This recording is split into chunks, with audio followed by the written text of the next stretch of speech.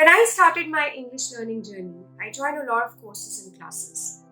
And I was pretty confident that yes, I can speak in English normally in front of others. It happened that I had to attend the parents' meeting of one of my daughters.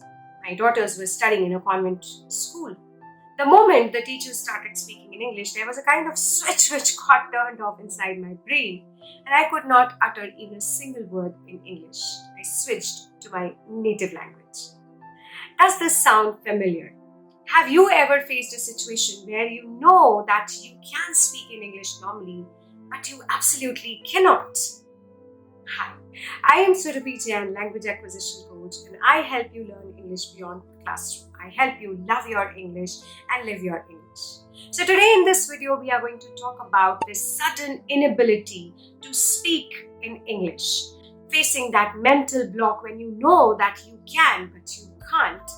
Not only that, I'm going to tell you the ways in which you can overcome this mind-blocking situation. So stay till the end.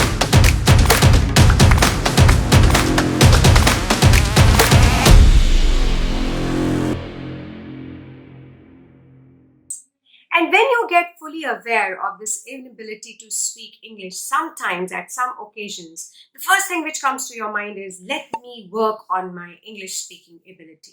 Well, I guess you're quite familiar with the ways they suggest to improve your English speaking ability. Improve your grammar, improve your vocabulary, practice as much as you can, practice real life conversations, and I hope you must be following many of such things. But friends, you need to know that fluent spoken English has very little to do with how hard you study. Yes, I'm not denying the fact of being good in grammar and improving your vocabulary, but you need to understand that no matter how fluent you are, you might face this issue of sudden inability to speak in English on certain days. So would you like to know how I overcame this mental block of going blank, unable to speak in English on certain specific days? And how I enjoy my life confidently, how I'm able to speak and carry on confidently in an English speaking situation. So the first thing you need to do is have a successful mindset. Now this is very crucial when you want to achieve success as a fluent English speaker. When you think positive, you don't allow any kind of failures or any kind of mistakes to annoy or bother you or irritate you. Now, when you do this, you are already one step ahead in improving your English speaking skills. On the contrary, if you worry, you are creating that limiting mindset in your brain at subconscious level that I speak English poorly.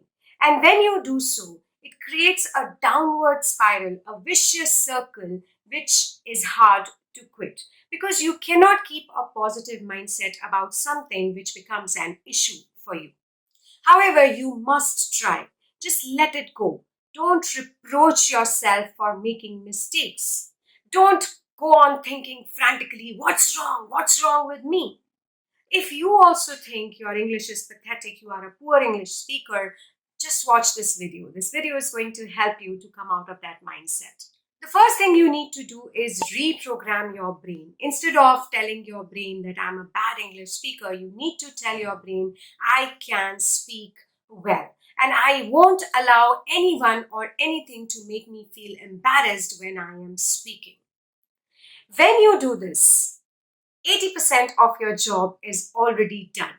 When you reprogram your brain in such a way, most of the time you will feel energized and positive. English speaking is a skill, and any skill is 80% mindset. The next thing which you have to do is make your English speak natural and easy. And for that, there are a few things which you need to follow. Number one, don't force yourself too much to bring words from your passive vocabulary. Now, most of the words in your passive vocabulary are the words which you have memorized after a lot of hard work.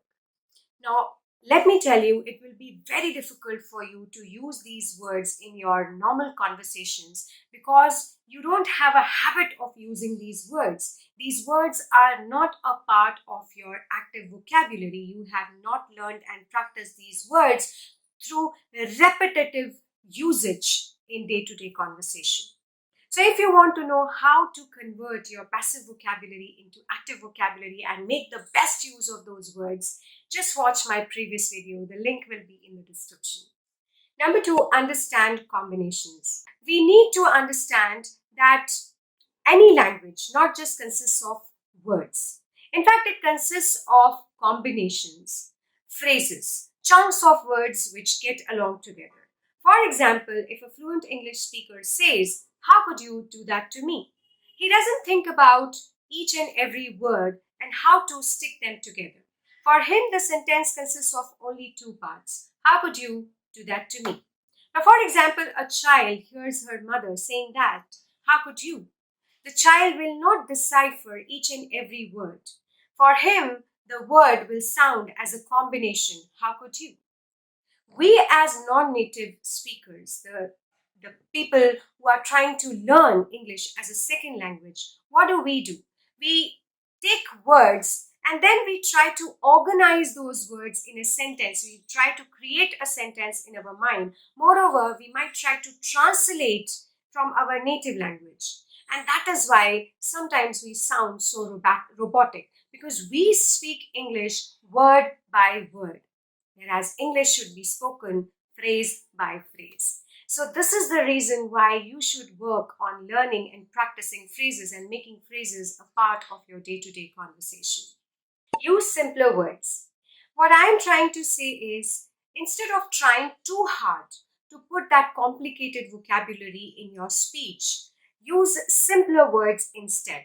Because using simple vocabulary saves you from trying too hard or making a lot of efforts. And that is why you speak English with ease and comfort.